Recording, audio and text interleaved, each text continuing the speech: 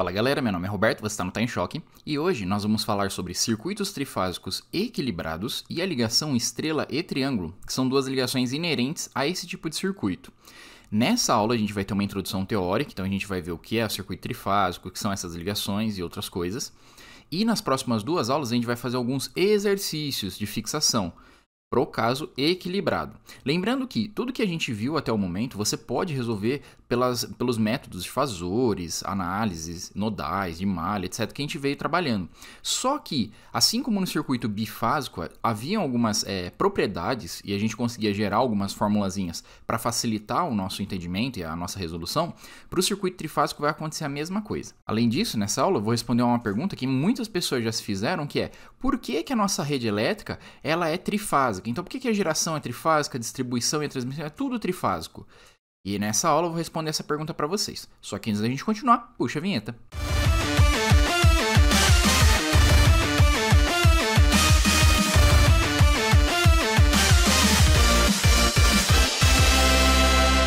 Bem, um circuito trifásico ele vai ser um circuito trifilar ou com um quarto fio, que é um neutro, e aí eu vou explicar para vocês nessa aula o porquê do neutro surgir e tudo mais. Lembrando que se você viu a aula anterior sobre circuitos bifásicos, o neutro ele é um ponto no meu circuito que ele é virtualmente o potencial de referência, ou seja, ele é 0 volts. Na prática, a gente liga ele ao terra do seu circuito, ao solo, para que realmente eleve esse potencial a 0 e ele seja a referência do nosso circuito.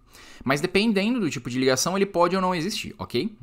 Um circuito ele vai ser trifásico, além de ter os 3 fios, caso ele tenha 3 fontes que estejam na configuração estrela ou triângulo, como a gente vai ver nessa aula, e que elas possuem tensões de pico e ângulos de fase defasados. Esses ângulos de fase, para ser um circuito trifásico equilibrado, eles vão ter que estar perfeitamente defasados de 120 graus entre si cada fase. Então, como você pode ver, eu tenho essa primeira fase aqui, ó, que eu vou ter um valor de tensão de pico, ângulo de fase 0 graus. Um outro valor de pico, ângulo de fase de menos 120 graus, ou seja, essa fase aqui está atrasada de 120 graus em relação a essa. E essa terceira fase, você vê que é um valor de pico, ângulo de fase de mais 120 graus, ou seja, está adiantado em relação a essa primeira fase aqui de 120 graus.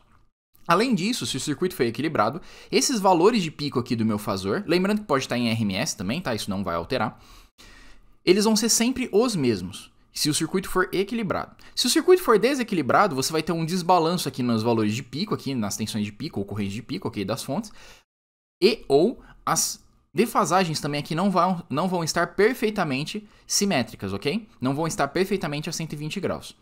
No circuito trifásico, você pode ligar cargas monofásicas, ou seja, você usaria apenas um conjunto aqui, duas linhas. Você poderia ligar cargas bifásicas, ou seja, você iria usar os 3 pares de linhas só que para alimentar apenas 2 cargas. Ou então, o mais comum, você faz a ligação trifásica das cargas, em que elas também vão estar associadas em estrela ou triângulo, e você consegue conectar 3 cargas. Lembrando que essas 3 cargas, elas podem ser uma representação de uma máquina, por exemplo, um motor trifásico. O que seriam essas 3 impedâncias aqui conectadas às fontes, na verdade, seria apenas o que a gente vê internamente como as bobinas internas do nosso motor, por exemplo. E aí os terminais A, B e C seriam os terminais da máquina que você tem acesso, tá? Então entenda que um circuito trifásico, mesmo a gente analisando essa representação de cargas individuais, ok? Isso daqui pode ser uma máquina, tá? Pode ser um único elemento, tá bom? E lembrando que o circuito ele também vai ser desequilibrado caso essas cargas aqui elas sejam desequilibradas, ok?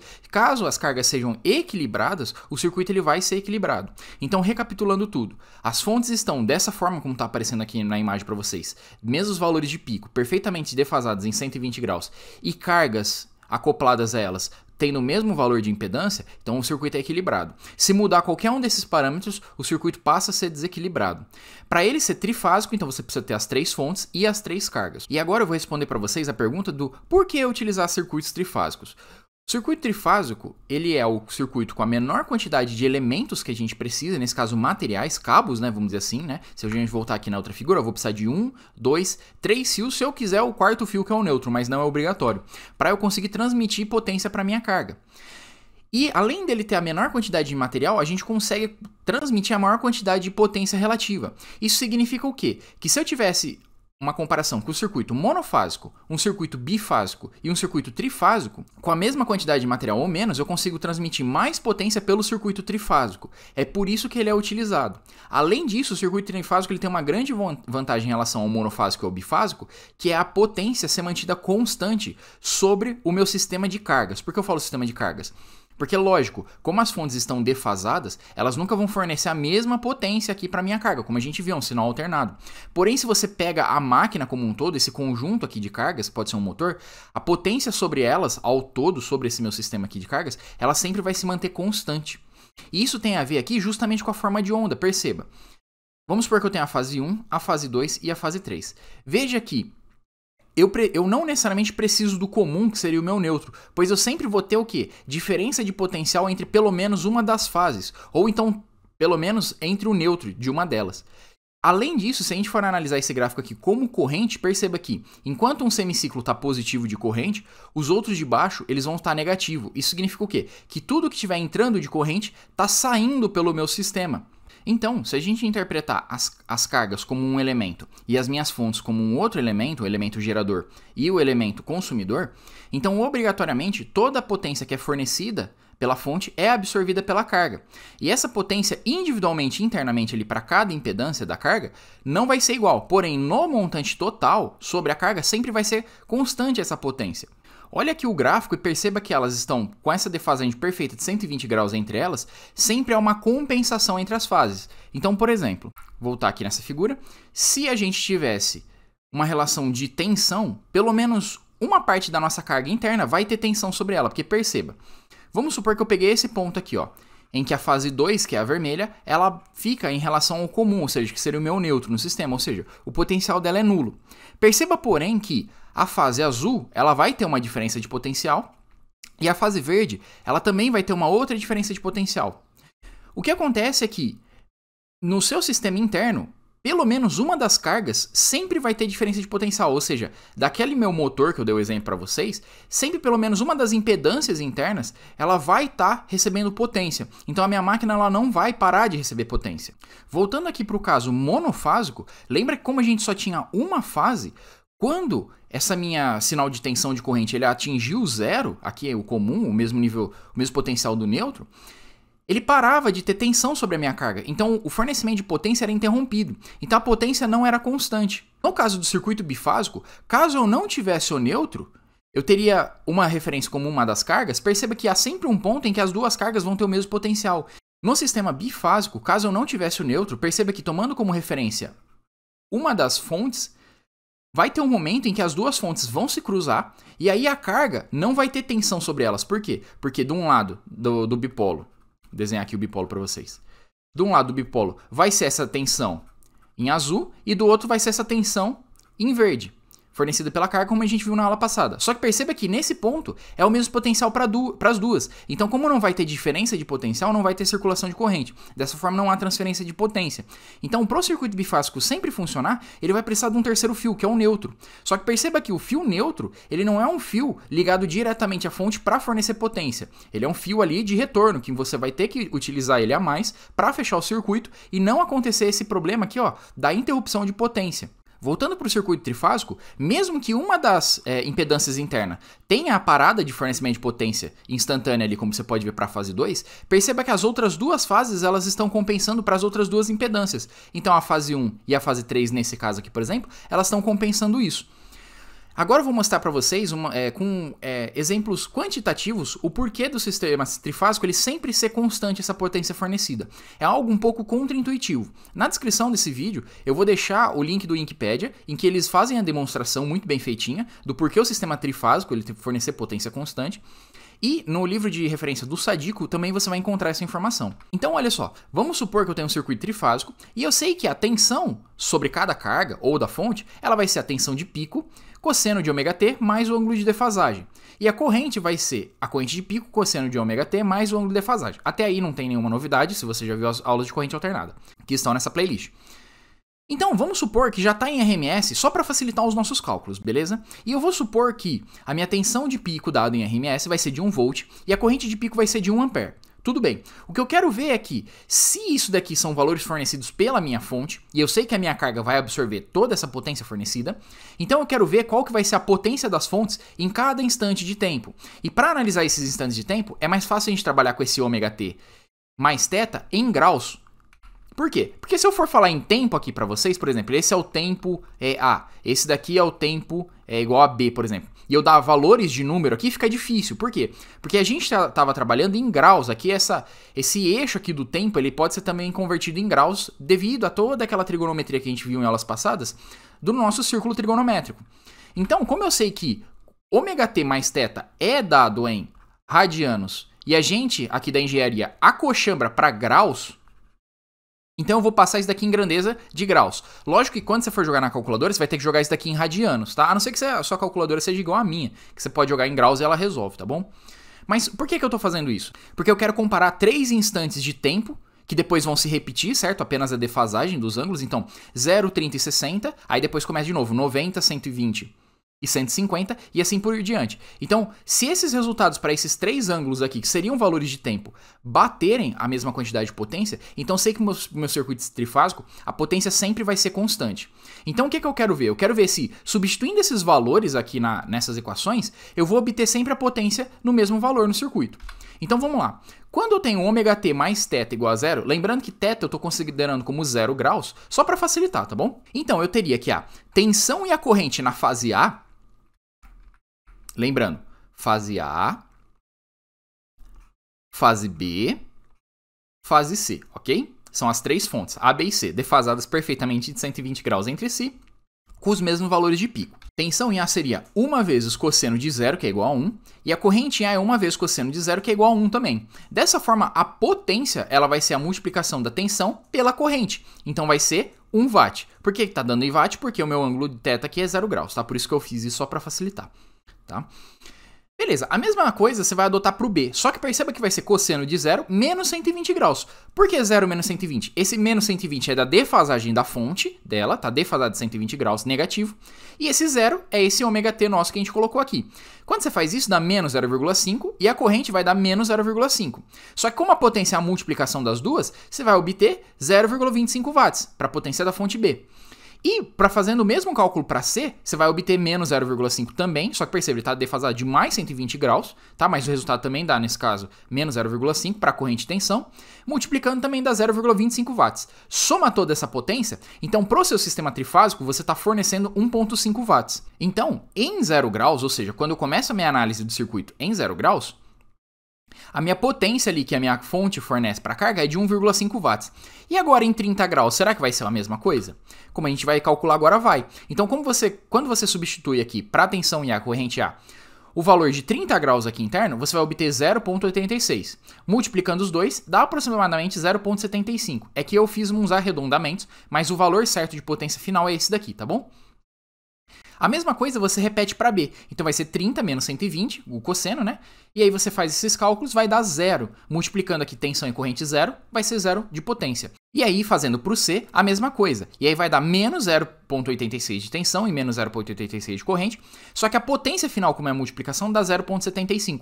Somando todas as potências, olha lá, 1,5 watts de novo. Então olha que interessante. Apesar da sua fase B, nesse momento, não estar mais fornecendo potência para sua carga, perceba que houve uma compensação da fase A e da fase C, que elas modificaram seus valores e passaram a fornecer outros valores de potência, só que o montante total agora é 1,5, que é o mesmo montante do valor anterior, em 0 graus, ok? E fazendo agora para os 60 graus, vai dar o mesmo resultado. Pausa a tela, olha os cálculos e você vai ver também que dá 1,5 watts. Então olha só, isso daqui a gente acabou de ver de uma forma mais prática, né, jogando valores, que um circuito trifásico equilibrado, ele sempre vai mandar pra gente uma potência constante para a nossa carga. Lembre-se que a carga, nesse caso, não é cada impedância individual, é o conjunto de cargas que formam a nossa máquina, certo? Como um motor, por exemplo, transformador, etc. Então essa potência total sobre o elemento ela é constante. E isso é muito importante, porque isso parte fundamental do princípio de funcionamento de máquinas elétricas. E circuitos monofásicos e bifásicos, por terem esse problema, ou de não conseguir fornecer a mesma potência, ou necessitar de mais material para fornecer a mesma quantidade de potência, eles são deixados de lado na hora da geração e transmissão e distribuição. É por isso que o nosso sistema é trifásico, porque ele consegue transmitir a maior quantidade de potência constante e com a menor quantidade de material possível, ou seja, o custo reduzido. Beleza? Bem, entendido agora o circuito trifásico, o que ele é e o porquê dele, vamos entender um pouquinho mais sobre as fontes. Colocando aqui os fasores na nossa tela, perceba que eu vou ter a minha fase A, que vai ser a VAN aqui no circuito, a fase A, ela está em 0. A fase C, por exemplo, ela pode estar mais 120 graus defasada e a fase B ela vai estar menos 120 graus defasada. Quando isso ocorre, a gente chama de sequência positiva. A sequência positiva ela será adotada nesse curso e para todos os exercícios que a gente vai fazer, por isso que eu nem vou falar nada. Na sua prova, talvez se o professor ele queira te confundir um pouco, ele pode falar da sequência negativa. Nesse caso, a sequência negativa, você toma a referência positiva do ângulo para fase B e não para fase C. E aí, nesse caso, a fase C vai ser de menos 120 graus, como você pode ver aqui no quadro resumo. O que você tem que entender é que isso daí não vai fazer diferença alguma desde que você siga a convenção, porque isso vai mudar os ângulos de fase. Você apenas está definindo quem que vai ser a sua onda de referência e qual que vai estar adiantada e qual que vai estar atrasada, beleza?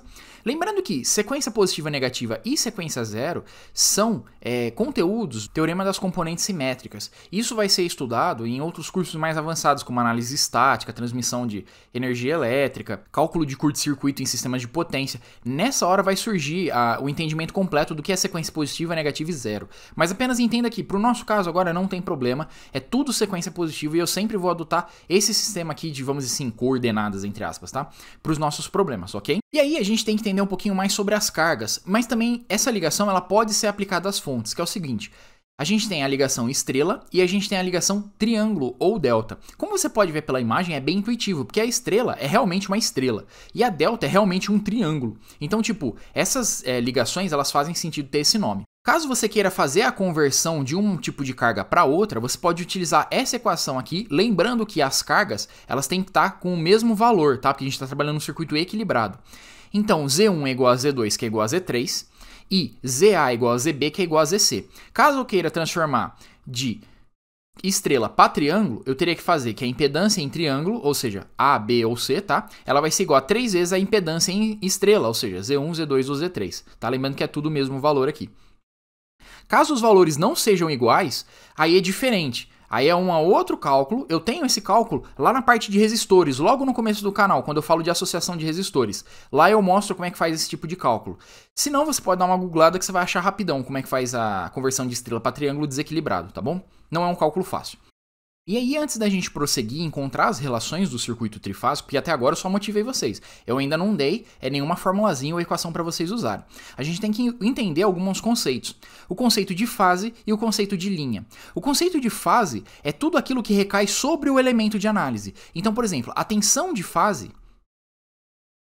que eu estou representando por VF aqui no desenho, a tensão de fase ela vai ser a tensão sobre o meu elemento, bipolo. Então vai ser sobre a impedância interna ou vai ser sobre a fonte, por exemplo. Então essa daqui seria a minha tensão de fase. Por sua vez, a corrente de fase também é aquela corrente que passa sobre o elemento. Então a minha corrente de fase ela vai ser aquela corrente que está passando sobre a minha carga ou sobre a minha fonte, ok? Lembrando que a gente vai usar o F para identificar fase, e aí vem a outra grandeza, que é a de linha, a gente vai usar L. A grandeza de linha, ela é medida entre dois terminais, ou seja, sobre dois elementos. Então, olha só, quando eu tenho os terminais A, B e C, como a gente pode ver na ligação estrela, caso eu meça a tensão entre esses terminais, eu vou ter a tensão de linha. E caso eu meça a corrente que é injetada nesses terminais, eu vou obter a corrente de linha. Beleza? A mesma coisa vai funcionar para as fontes. Então, a corrente que eu meço dos terminais da minha fonte, ela vai ser a corrente de linha. E a tensão medida entre terminais vai ser a tensão de linha. Se você percebeu, vão ter algumas grandezas que vão ser iguais e outras que vão ser diferentes, tá? Lembrando que o neutro, nesse caso, na ligação estrela, ele existe. E ele é opcional, você pode ou não utilizar. Por quê? Porque o neutro, como ele vai ser Como a gente vai ver em circuitos desequilibrados, nas próximas aulas, um circuito desequilibrado, você vai ter fuga de corrente pelo neutro, para que você possa manter o equilíbrio nas fases, ou seja, a mesma tensão e a mesma corrente.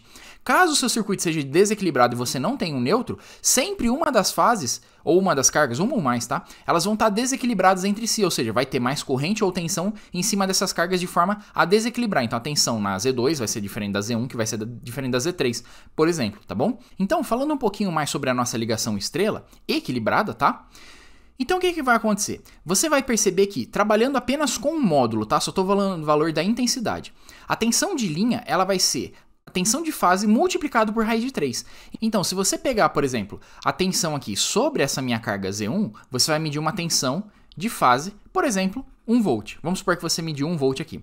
Quando você for e medir os terminais aqui, lembrando que isso aqui pode ser uma máquina, tá? Então, por exemplo, internamente, a bobina do meu motor, por exemplo, tá com 1 volt, mas se você tiver acesso aos terminais apenas dele e você for medir a tensão, essa tensão aqui vai ser a tensão de linha, e ela vai ser raiz de 3 maior. Então, nesse valor aqui seria raiz de 3 apenas, tá? Que é a tensão de fase vezes raiz de 3.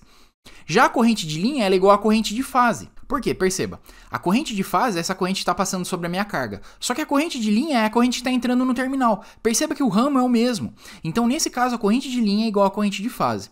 Se você precisar trabalhar com fasores, aí já a história já é um pouquinho diferente. Você tem que tomar um pouco de cuidado. Por quê? A questão do módulo ela continua sendo válida.